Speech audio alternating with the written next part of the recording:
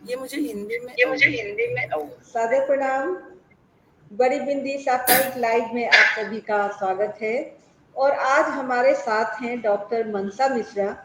Doctor मनसा मिश्रा का परिचय मैंने आप लोगों के सामने रखा था और इनका जन्म भी मुंबई में ही हुआ है और अभी ये मुंबई में ही कार्यरत हैं। और विषय भी बहुत ही रुचिकर है कि मुंबई में महिलाएं, मुझे लगता है बहुत जरूरी विषय है जिस पर बात होनी चाहिए। मनसा जी, बड़ी बिंदी साप्ताहिक लाइव में आपका हार्दिक अभिनंदन है। नमस्कार। बहुत बहुत धन्यवाद मुझे इस मंच पर अवसर देने के लिए। तो सबसे पहले मैं बताना चाहूंगी कि मैं पली बढ़ी मुंबई में ही हूँ और पढ़ाई लिखाई सब कुछ मुंबई में ही है और मेरे जीवन का एक बहुत बड़ा हिस्सा मुंबई है। अगर मैं कहूँ तो गलत ना होगा कि मी मुंबईची मुलगी, मुंबईतच शिकली। तो यहाँ में रची बसी मुंबई और अपने आप में एक अलग आनंद। और मुंबई में हर समय, मतलब अगर मैं कहूँ 24 घंटे मुंबई चलती है तो ये गलत नहीं होगी। आप कभी भी रात के 2 बजे, दोपहर के 2 बजे या सुबह के 5 बजे जब भी आप सफर करना चाहें, खासकर मैं यहाँ पर बात कर रही हूँ मुंबई लोकल की, तो वहां आप सफर कर सकते हैं। मनसा जी, आपने मुंबई लोकल की बात कही तो मुझे कुछ याद आ गया। और मुझे ये याद है कि वहाँ डब्बों पे लिखा होता है फकत स्त्रियां साठी। तो मेरा ये सवाल है कि मुंबई, जो कि जिसे माया नगरी भी कहते हैं और इतना आधुनिक शहर है, महानगर है और हमारी आर्थिक राजधानी भी, ये तमाम चीजें हैं, लेकिन वह उन सब के बावजूद भी स्त्रियों के लिए अलग डब्बे का वहां पर कॉन्सेप्ट है। तो क्या ये पारंपरिक रूप से जो चला आ रहा था उसी का निर्वहन है या इसका कोई खास उद्देश्य है? देखिए, अगर मैं बहुत इसके इतिहास में तो नहीं जाऊंगी, बस इतना कहना चाहूंगी कि जब से मैं जानकार हुई हूँ, महिलाओं के लिए जो एक अलग डब्बा, उसका एक अपना अलग अस्तित्व होता है। मैं रोजमर्रा की बात से अगर जोड़ना चाहूँ, जैसे मैं एक विद्यालय में, प्रतिष्ठित विद्यालय में मैं पढ़ाती हूँ, महाविद्यालय और अंतर्राष्ट्रीय विद्यालय में। तो मेरी कहते हैं ना, रोज का जो मेरा सफर उस लोकल से होता है। मेरा सफर जो होता है लगभग 4 मिनट का होता है, एक स्टेशन से दूसरे स्टेशन तक जाना होता है। उस 4 मिनट के दूरी में ही मेरे बड़े मित्र हैं उस लोकल ट्रेन में। और अच्छी बात यह है कि उस लोकल ट्रेन में आपको हर तरह की महिलाएं मिल जाएंगे। चाहे अगर आप आर्थिक रूप से देखें तो जो बहुत उच्च वर्ग के हैं वो, जो मध्यम वर्ग के हैं वो, और जो निम्न वर्ग के हैं वो, सबकी अपनी अपनी कहानी होती है। अगर आप कभी एक लेखक के रूप में उस डिब्बे में कभी प्रवेश कर जाएं तो आपको सबकी अलग अलग एक कहानी सुनाई पड़ेगी, आप उसे महसूस कर सकते हैं। और जो आपने कहा फकत स्त्रियां साठी, तो वो एक अलग सुकून होता है। आप यकीन मानिए कि अपने कार्य के दिन भर के झमेलों से पूरी तरह से त्रस्त वो फकत महिला डिब्बा में आ जाती है और जहां देखती है उसी की तरफ बहुत सारी महिलाएं हैं। अगर वो अपने घर की तरफ चल रही हैं तो उनके हाथों में कुछ छोटा मोटा नाश्ता होगा, क्योंकि ये उनका एक बहुत बड़ा विश्राम गृह भी हो सकता है। विश्राम गृह इस तरह से कहूंगी कि मैं ये नहीं कहूंगी कि आप फैल के, कई बार आप कोने में एक टेका लेकर खड़े भी हो गए ना, वो भी आपके लिए बहुत अच्छा होता है, जिसे अंग्रेजी में हम कहते हैं बहुत कोजी होता है। उस तरह से इस लोकल ट्रेन को लेकर एक कहानी कहना चाहूंगी। लॉकडाउन के पहले एक, मैं जहां रहती हूँ, मैं मीरा रोड में रहती हूँ और ट्रेन जो है वो विरार से आती है और मुझे उतरना लगभग दहीसर उतरना होता है। तो मीरा रोड से दहीसर के बीच में एक शिक्षिका से मेरी मुलाकात हो गई। क्या आप मुझे सुन पा रही हैं? तो एक शिक्षिका से मेरी मुलाकात हो गई और बहुत ज्यादा हम लोगों की बात नहीं होती थी, हमारी बात होती थी बहुत कुछ यहाँ वहां की बात। और उसके बाद लॉकडाउन लग गया। लॉकडाउन हो जाने के बाद लगभग किसी कार्यक्रम में हम लोग एक 2 साल के बाद मिले। आप यकीन मानिए, वो 4 मिनट का भी जो हमारी मुलाकात हुई थी, वो कुछ सालों बाद भी हम ऐसे मिल रहे थे जैसे बहुत पुराने मित्र, बहुत गहरे मित्र। तो ये सारी की सारी देन जो है वो बिल्कुल लोकल ट्रेन की है, मुंबई की है, हम उसकी बात कर रहे हैं। विभा जी, आप मुझे सुन पा रही हैं? मैं देख पा रही हूँ स्क्रीन में, मैं लाइव हूँ, लेकिन मैं आपको नहीं देख पा रही हूँ। जी, मैं आपको सुन रही हूँ। मैंने सोलो लेआउट कर दिया है ताकि दर्शक आपको ज्यादा देख सकें, आपको सुन सकें। ओके ओके, धन्यवाद धन्यवाद। ओके, धन्यवाद धन्यवाद। मुझे लगा कोई तकनीकी मुझे खराबी लगा तो कोई नहीं हुई तकनीकी है। खराबी तो नहीं हुई है। मैं आ गई। मैंने दर्शकों से आपको ज्यादा जुड़ पाने के लिए आपको सोलो लेआउट पे रख दिया था। अच्छा अच्छा। अच्छा, तो महाराष्ट्र की राजधानी है मुंबई और यहाँ का अपना एक ऐतिहासिक महत्व है। यदि हम स्त्रियों की बात करें तो यहाँ पर सावित्रीबाई फुले, पंडिता रमाबाई, ताराबाई शिंदे ऐसी स्त्रियां हुई हैं। और जहाँ ऐसी स्त्रियां हुई हैं, उम्मीद हम लोग करते हैं कि वहां पर स्त्रियों का विकास होना या स्त्री शिक्षा पर अधिक जोर दिया जाना बहुत स्वाभाविक है। तो क्या आज हमें ऐसी स्त्रियां दिखाई देती हैं जो सावित्रीबाई फुले, ताराबाई शिंदे या पंडिता रमाबाई जैसा व्यक्तित्व रखती हूँ? आपने ये प्रश्न जो है बहुत ही बहुत ही उम्दा प्रश्न पूछा है। लेकिन आप जिन लोगों का नाम ले रही हैं, क्योंकि इतिहास में उन्हें एक पहचान दे दी गई है, इसलिए आज हम उनको जानते हैं।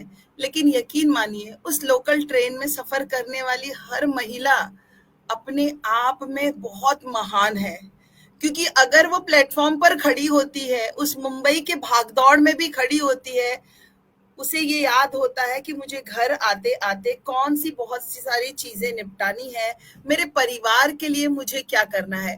तो आर्थिक रूप से वो बहुत सक्षम होती ही है, लेकिन उसके साथ साथ पारिवारिक और सामाजिक जो एक अलग ही माहौल को संभाले हैं। इसका बहुत अच्छा उदाहरण ना विभा जी, अगर आप नवरात्रि में कभी देखिए, लोकल ट्रेन में चढ़ने वाली महिलाएं, जैसे 9 दिन के अलग अलग रंग लोग अलग अलग साड़ियां पहनते हैं, किसी दिन नीला होता है, किसी दिन पीला होता है।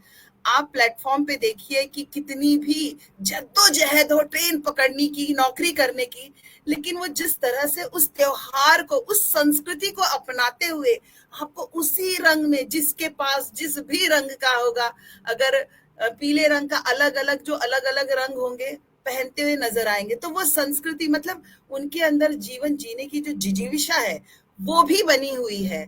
और ऐसे में ही मुंबई अपने आप में अद्भुत है, बहुत ही सराहनीय है।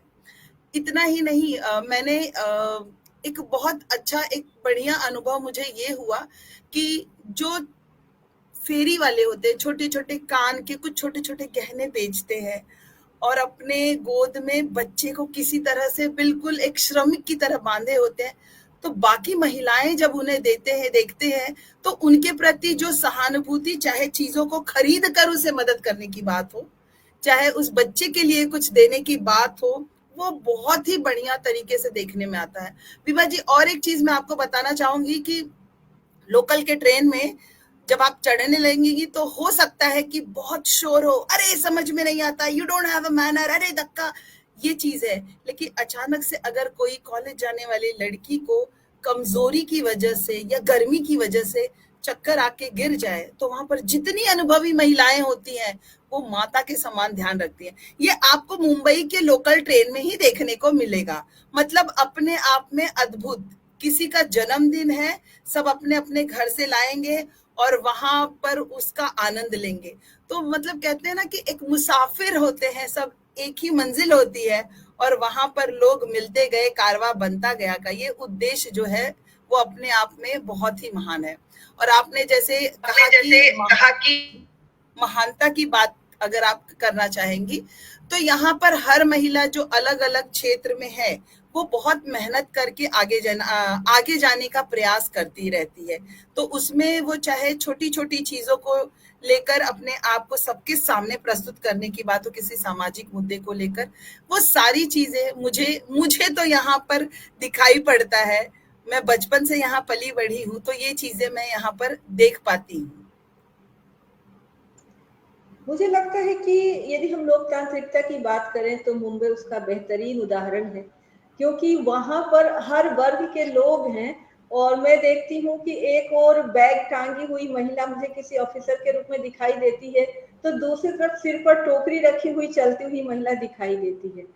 आप अपने अनुभवों से मुझे बताएं कि वहाँ जो कामगार महिलाएं हैं, श्रमिक महिलाएं हैं, उनका जीवन कैसा है। देखिए, मुंबई में अब तक तो मैंने बहुत अच्छा अच्छा बोला, संघर्षमयी तो बहुत है। मतलब कहते हैं ना कि आप अपने आप को इतना इतना बंधा हुआ रखती हैं, इतना बंधा हुआ रखती हैं कि अगर 2 मिनट लेट हो गई तो आपकी एक ट्रेन छूट गई, तो मतलब आगे आगे आगे आगे वो चीजें जो होती हैं, तो वो अपने आप में तो बहुत संघर्षमयी होता ही है।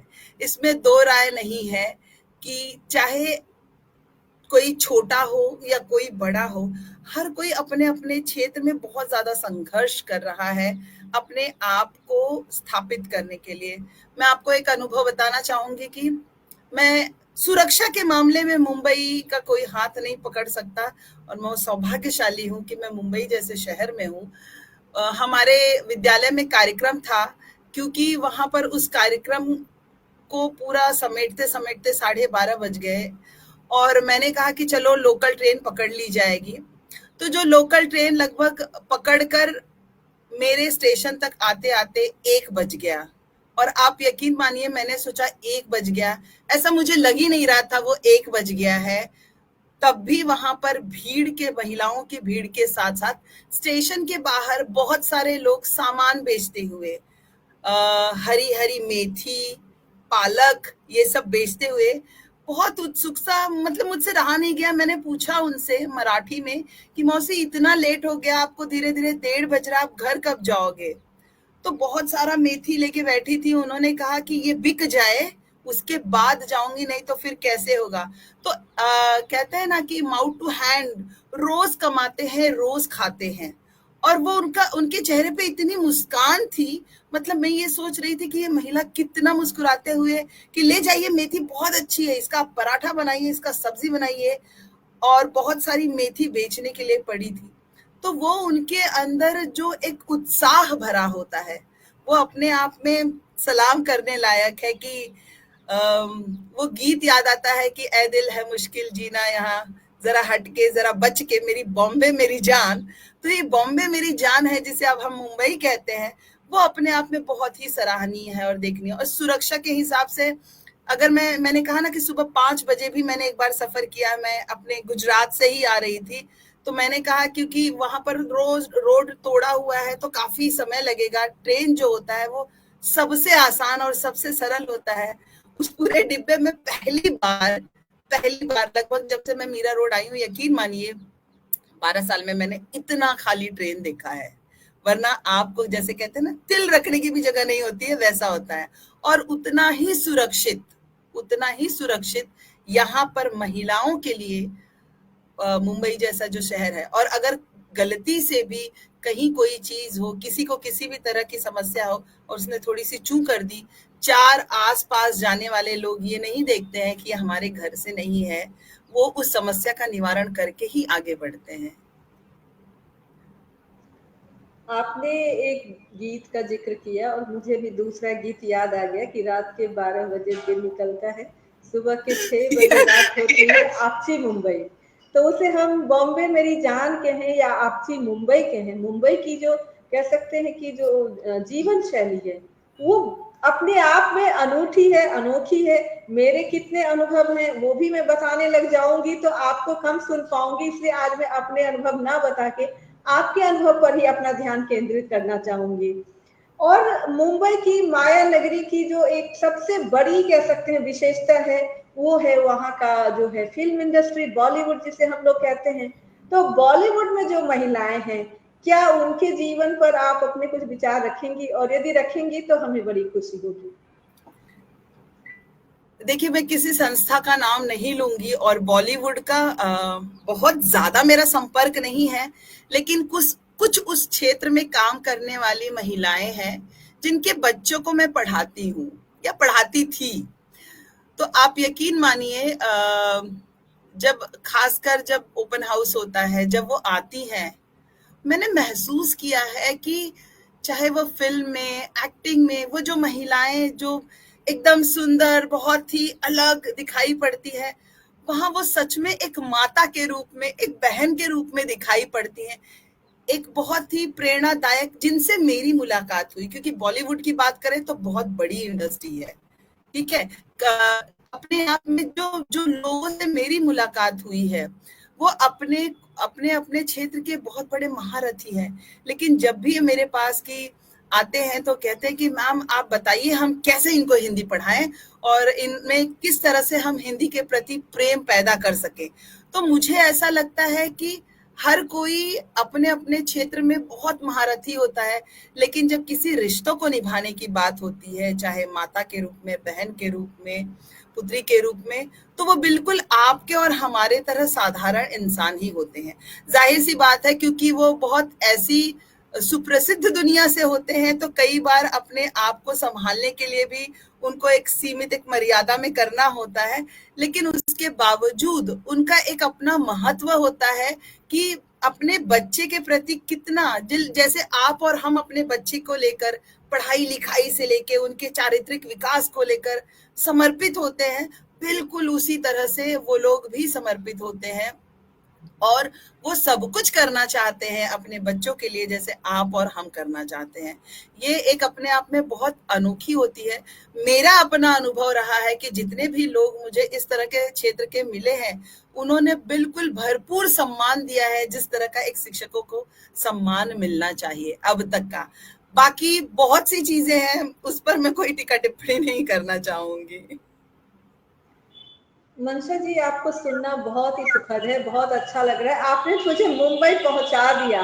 मुझे मेरी आंखों के सामने वो सभी दृश्य उभर रहे हैं। मुंबई उत्सवों की भी नगरी है और खास करके जन्माष्टमी पर वो हंडी फोड़ा जाना और गणपति पूजन, तो ये जो दो प्रमुख अवसर हैं जो बिल्कुल उत्सव, जिसमें पूरे मुंबई में उत्सव चल रहा होता है, उस अवसर पर महिलाएं जो गीत गाती गुनगुनाती हैं, यदि आपको उसकी कुछ पंक्तियां याद हो और आप बड़ी बिंदियों के लिए प्रस्तुत कर देंगी तो बहुत ही अच्छा लगेगा।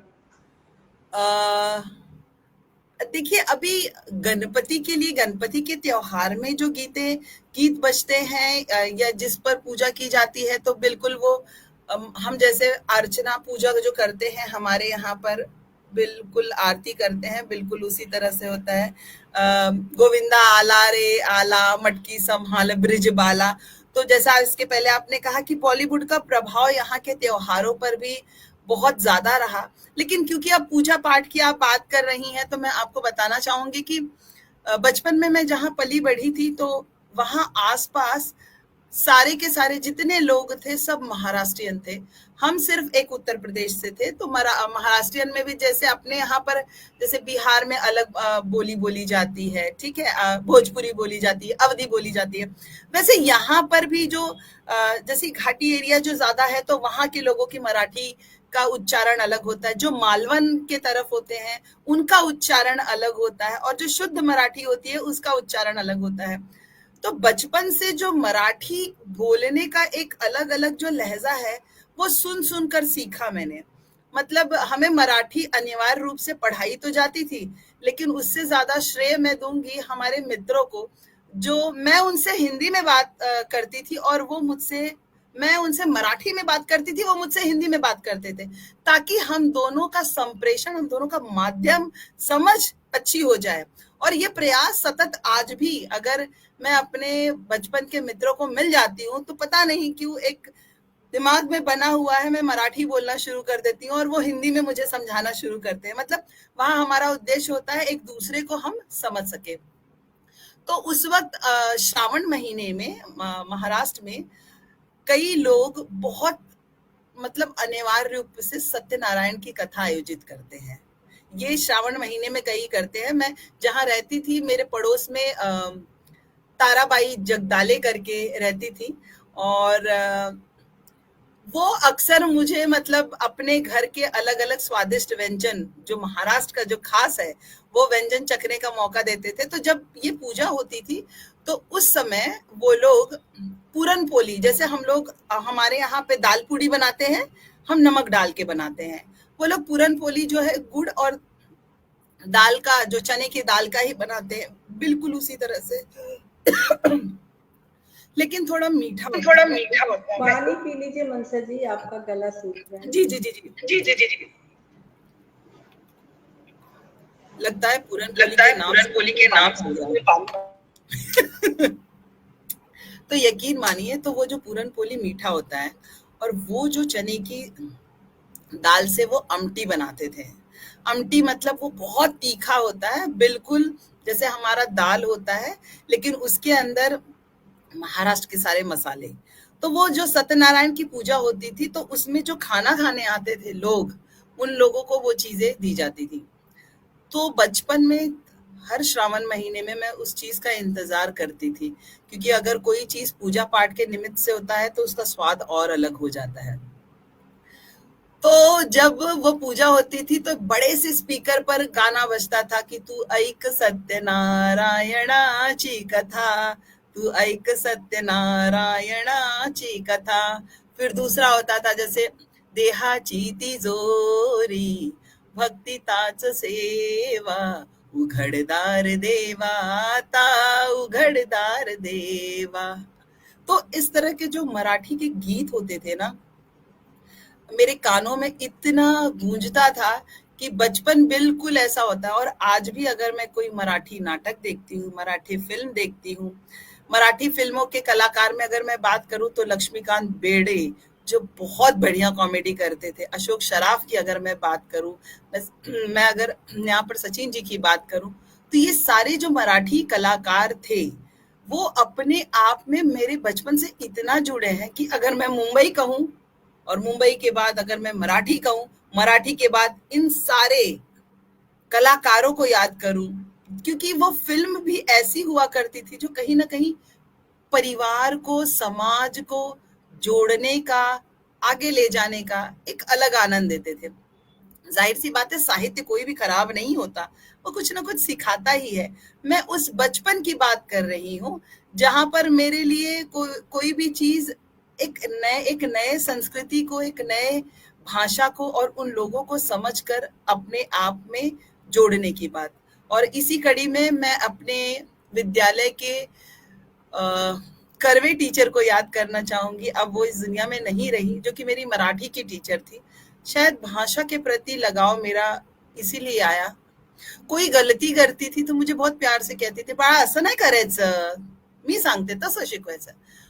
तो ये मुझे नहीं पता इसे किस तरह से कहें, लेकिन यकीन मानिए मुझे मराठी में बड़े अच्छे नंबर आते थे, हिंदी की तुलना में, जब तक कर्वे टीचर पढ़ाती थी, कि वो जो प्रेम उनका होता था। तो ये सारी चीज़ें हैं ना विभा जी, मुझे मुंबई से जोड़ के रखती है। मैं मुंबई के बाहर अगर कभी जाती हूँ, बड़ा आनंद आता है 3-4 दिन के लिए, लेकिन यहाँ की ज़िंदगी जो है, जो जितनी तेज़ी से चलती है, हर चीज़ इतने नियोजित तरीके से होता है, वो कहीं न कहीं मुझे लगता है मुंबई के बाहर जाने के बाद, कि मैं उसे कहीं न कहीं अपने जीवन से खोता हुआ पाती हूँ। तो वापस पुनः जब मुंबई आ जाती हूँ, तो उसका एक अलग आनंद हो जाता है। तो ईस्ट और वेस्ट, मुंबई इज वेस्ट। मैं ऐसे नहीं कहूंगी, बाकी सारे जगह बहुत अच्छे हैं। मैं अपनी बात कर रही हूँ, मैं अपने लिए कह रही हूँ। ये कहकर आपने बहुत ही संशय से मुझे दूर कर दिया, क्योंकि जो हम लोग गांव कस्बों में रहते हैं और वहाँ यूथ को कहते हैं, खासकर लड़कियों को, कि मुंबई चली जाओ, वहाँ कैरियर के बहुत अवसर हैं, तो कहती हैं कि इतने बड़े महानगर में हम कैसे जाएंगे, कैसे रहेंगे। उनके मन में मुंबई को लेकर एक आतंक है, एक भय है, एक डर है। उन्हें लगता है कि वहां जाकर हम कैसे रह पाएंगे, एडजस्ट हो पाएंगे कि नहीं हो पाएंगे। तो मैं इसी बिंदु पर आना चाहती हूँ कि आपने तो यद्यपि बहुत हम लोगों को सहज बना दिया है और ऐसा लग रहा है कि हम मुंबई में रहना कोई कठिन बात नहीं है, लेकिन अभी भी हमारी बहुत सारी छात्राएं हैं जो अच्छी योग्यता रखती हैं वो नौकरी पा सकती हैं अच्छी मुंबई में, लेकिन ना तो वो हिम्मत कर पाती हैं, ना उनके घर वाले हिम्मत कर पाते हैं। और उन्हें ये लगता है कि मुंबई जो जाता है उसके साथ कुछ ना कुछ बुरा होता है, या मन में बहुत डर है, महानगर का भय है। मुंबई जैसी बहुत बड़ी जगह से एक मन में डर सा लगता है। तो इस पर आप क्या कहेंगी और किस तरह से प्रेरित करेंगी कि गांव कस्बों की जो लड़कियां हैं वो मुंबई में आकर के अपनी प्रतिभा को किस तरह से स्थान दे सकती हैं? विभा जी, इस चीज के बारे में, क्योंकि ये बहुत आपने गंभीर मुद्दा आपने बताया, मैं एक ही चीज कहना चाहूंगी। आपके अंदर ना जूझने की, संघर्ष करने की क्षमता होनी चाहिए। इस मामले में मैं कहूंगी, मैं खुद मुंबई में रही हूँ, किसी काम को करना इतना सहज नहीं है। ठीक है, आपको वो चीज करने का एक जुनून, एक जज्बा होना चाहिए। अगर आपके अंदर वो जुनून, आपको एक जज्बा होगा, तब आप इसे बिल्कुल सही तरीके से करना चाहेंगे। मैं ऐसे उदाहरण देना चाहूंगी। हम सभी अक्सर जब कहानी पढ़ते हैं रामायण में, तो हमारे श्री आदरणीय राम जी, मर्यादा पुरुषोत्तम राम तब बने जब वनवास गए, जब उन्होंने संघर्ष किया। तो मुंबई की जो महानगर है, यहाँ भी जब आप आते हो किसी भी करियर के लिए, किसी भी नए क्षेत्र में, तो संघर्ष तो है, आपको खुद को स्थापित करना पड़ेगा। लेकिन आपको झुकना नहीं है, आपको रुकना नहीं है। झुकने से मेरा तात्पर्य यह है कि आवश्यकता अनुसार, जैसे आप अपने घरों में बहुत सहज रूप से, जैसे आप जीवन चाहते हो, जिस तरह की सुविधा चाहते हो, वो प्राप्त कर सकते हो। लेकिन ये शायद हो सकता है कि आप अगर कोई नई चीज इस महानगर में कर रहे हो, तो आपको उन सारे संघर्षों का सामना करना पड़े। तो उसके लिए आपकी एक मानसिक तैयारी होनी चाहिए। अगर आपकी मानसिक तैयारी होगी, तो बिल्कुल आपको किसी भी तरह की दिक्कत नहीं होगी, और किसी भी तरह के कहते हैं ना कि डर नहीं होगा। और आप जब कहते हैं कि जब कोई चीज, आपको नई चीज सीखनी होती है, तो शुरुआत में एक डर भय तो होता ही है कि कैसे होगा। लेकिन एक बार जब एक उसे सीखने लगते हैं, उसे करने लगते हैं, और उसमें अपने आप में समाहित हो जाते हैं, तो एक अलग तरह का आनंद हो जाता है। जैसे उदाहरण के लिए मैं आपको बता दूं कि एक अंतर्राष्ट्रीय विद्यालय में पढ़ना पढ़ाना, वो मेरे लिए काफी नया था। लेकिन जब उसे करती गई, उसमें पूरी तरह से डूबती गई, पूरा जुनून के साथ जुट गई, अब मुझे बड़ा आनंद आता है। अगर कोई बच्चों की कोई सिखाने में जिस भी तरह की समस्याएं हैं, या कोई भी चीज है, तो अच्छा, इसे और अच्छे तरीके से कैसे किया जाए, ये जो एक आनंद के साथ उसे सहज स्वीकार करना है, वो बहुत ही बढ़िया होता है। बशर्ते आपको वो सीखने की ललक होनी चाहिए। मैं शिवमंगल सिंह की कुछ पंक्तियां बोलना चाहूंगी कि मैं पूर्णता की खोज में दर दर भटकता ही रहा, प्रत्येक पग पर कुछ न कुछ रोड़ा अटकता ही रहा, पर क्यों निराशा हो मुझे, जीवन इसी का नाम है, चलना हमारा काम है। तो जीवन जो है ना, वो चलने का नाम है। आप किसी भी तरह के, वो चाहे छोटा सा कोई कस्बा हो, कुनबा हो, गांव हो, अगर वहां भी आप कोई चीज शुरुआत करना चाहते हैं, तो आपके अंदर वो जुनून, वो ललक होगी, तभी आप शुरुआत कर पाएंगे। तो ये तो महानगर है, माया नगर है। यहाँ आपको और ज्यादा अपने अंदर प्रेरणा लेकर किसी कार्य की शुरुआत करनी है, तो कभी भी आप असफल नहीं होंगे। मुंबई के मामले में एक चीज तो मैं कह सकती हूँ कि अगर आप मेहनती है ना, आप कभी भूखे नहीं सोएंगे। क्या ही संयोग है ना कि हम लोग मुंबई में महिलाएं पर बात कर रहे हैं, और माया यानी लक्ष्मी यानी कि माया के और भी बहुत सारे अर्थ हैं कि ब्रह्म और जीव के बीच में जो आवरण है वह माया है। और कबीर माया, ने भी कहा कि माया महाठगनी हम जानी, और माया हम नगरी में जाने। हम लोग महिलाओं की बात कर रहे हैं। अभी एक प्रश्न आ रहा है कि कल मुंबई में कोई लॉटरिंग अभियान हुआ है, जिसमें निर्भया कांड के बाद की कुछ इस तरह की कोई मतलब रैली या समथिंग हुआ है, जिसके बारे में मुझे जानकारी नहीं है, लेकिन एक दर्शक का प्रश्न है। तो यदि आप इस पर कुछ जानकारी रखती हो या आप कल उसमें शामिल हुई हो, तो मैं चाहूंगी कि आप बड़ी बिंदियों के साथ उसके बारे में बातचीत जी जी, करें। प्रश्न प्रश्न आप दोहराएंगी। कल कोई अभियान हुआ है, लॉटरिंग अभियान करके कुछ, जो निर्भया कांड से संबंधित है या स्त्रियों की सुरक्षा से संबंधित है। मुझे इसकी जानकारी नहीं है, यदि आपको हो, क्योंकि ये कमेंट में एक प्रश्न आए हैं, तो मैंने सोचा कि आपके सामने प्रश्न रख दूं। और कोई बात नहीं, यदि अभी आप इस पर नहीं भी कुछ कह पा रही हैं तो आप कमेंट में भी उत्तर दे सकती हैं, क्योंकि वो जितने भी कमेंट हैं वो पोस्ट पर रहेंगे, तो आप बाद में भी उन पर अपनी टिप्पणी दे सकते हैं और अपनी प्रतिक्रियाएं दे सकते हैं। और मुंबई में जो महिलाओं का जीवन है उसके बारे में मुझे आज बहुत कुछ पता चला, और खास करके मुंबई में ऐसे दफ्तर भी हैं जहां बॉस महिलाएं हैं और बहुत सारे पुरुष कर्मचारी उनके अधीनस्थ हैं। एक बार को छोटे शहरों में ये चीजें आज भी स्वीकार करने में लोगों को दिक्कत आती है। तो मुंबई में इसको लेकर के किस तरह की सोच है, कैसा वातावरण है? देखिए बीवा जी, इस चीज को लेकर मैं ऐसे ही बताना चाहूंगी कि मैं जो कुछ भी यहाँ पर बता रही हूँ वो मेरा अपना व्यक्तिगत अनुभव है। ठीक है, तो व्यक्तिगत अनुभव में सबके अपने व्यक्तिगत अनुभव होते हैं।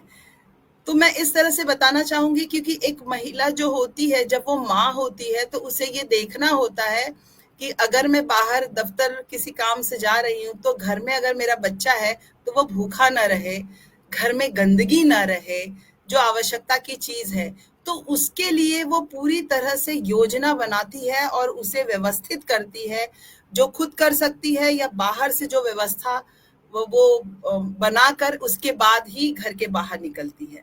बिल्कुल उसी तरह से दफ्तरों में ये जो काम करने की जो बात है, वहां पर महिलाओं का, मैं ये नहीं कहूंगी कि पुरुषों के पास हृदय नहीं होता है, वो उतना अच्छा नहीं करते हैं, मैं ये बिल्कुल नहीं कहूंगी। लेकिन हाँ, क्योंकि नारी को ईश्वर ने ही बिल्कुल एक एक अलग ही हृदय दिया होता है, संवेदना बहुत कूट कूट के भरी होती है।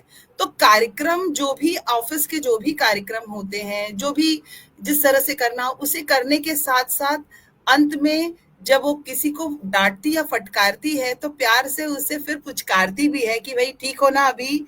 तो ये जो महिलाएं जब किसी बड़े पद पर होती हैं तो ये देखने का अवसर मिलता है। और मैं खुद जिस विद्यालय से जुड़ी हूँ वहां पर मुझे यकीन है कि जब भी कभी हमें ऐसा लगता है कि किसी कार्य को लेकर हम बहुत हतोत्साहित हो रही हैं तो व्यक्तिगत रूप से वो हम सभी को बहुत प्यार से समझाती है और पुचकारती हैं कि कोई बात नहीं, और भी मौके आएंगे।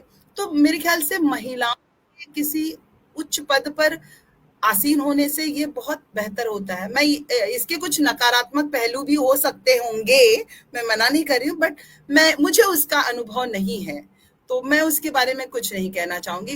क्योंकि मैं जिस विद्यालय में हूँ उसमें आप समझ लीजिए कि लगभग लगभग 95 95% महिलाएं हैं, बाकी जो स्टाफ है बहुत सिलेक्टेड ही पुरुष हैं। तो वहां पर हर चीज मतलब रचनात्मक तरीके से और कैसे बेहतर किया जा सकता है, चाहे वो विद्यार्थियों को पढ़ाने से लेकर हो या उनके साथ किसी विषय पर लेकर चर्चा करने की बात हो, वो बहुत सहज रूप में अपने आप में आ जाता है।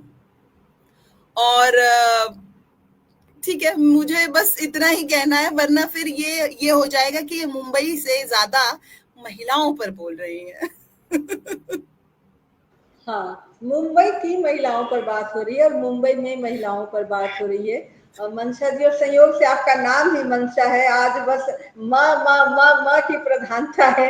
बहुत ही सुंदर संयोग है और माया की प्रधानता है। मनसा जी, आपने बड़ी बिंदी साप्ताहिक लाइव के इस आमंत्रण को स्वीकार किया और यहाँ आप आई, और जो कुछ भी आपने कहा आपने बड़ी सहृदयता से स्वीकार भी किया कि अपने व्यक्तिगत अनुभव से बात किया, क्योंकि किताब और सिनेमा के माध्यम से तो हम सभी मुंबई को देख रहे हैं, जान रहे हैं, लेकिन आपने अपने व्यक्तिगत अनुभवों से मुंबई की महिलाओं के बारे में जो अपने विचार साझा किए वो निश्चित रूप से हम लोगों के लिए बहुत उपयोगी है।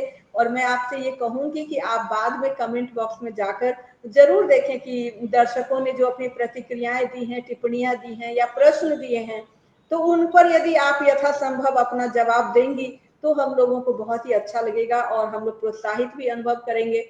और इसी के साथ साथ मैं सभी बड़ी बिंदियों को याद दिला दूं कि बाय मी ए कॉफी के लिंक पर जाकर कम से कम एक और अधिक से अधिक जितनी भी चाहें कॉफी अवश्य खरीदें, बड़ी बिंदी को सहयोग करें, क्योंकि बाय मी ए कॉफी का यह पैसा कैंसर के रोगियों के इलाज के लिए जाता है। और मनसा जी, आपसे ये उम्मीद करते हैं कि फिर जब कभी भी बड़ी बिंदी के मंच पर हम लोग आपको बुलाना चाहेंगे तो आप आएंगी, और आपका जो सहयोग है, आपका प्यार है और ये जो अपनापन है वो दिल को छूना। बहुत बहुत धन्यवाद आपका। जरूर जरूर मेरी तरफ से जो भी मैं कर सकती हूँ वो जरूर करूंगी कि जैसे एक सादे सब जाए, तो ये माध्यम से, जैसे अभी आपने जैसे बताया कॉफी, तो इस तरह से जो भी मुझसे बन पड़ेगा मैं जरूर जुड़ी रहूंगी, और जो मैं अपने स्तर पर कर पाऊंगी मैं जरूर करूंगी विभा जी। अगले रविवार मिलेंगे एक और बड़ी बिंदी के साथ। तब तक के लिए नमस्कार। नमस्कार। नमस्कार।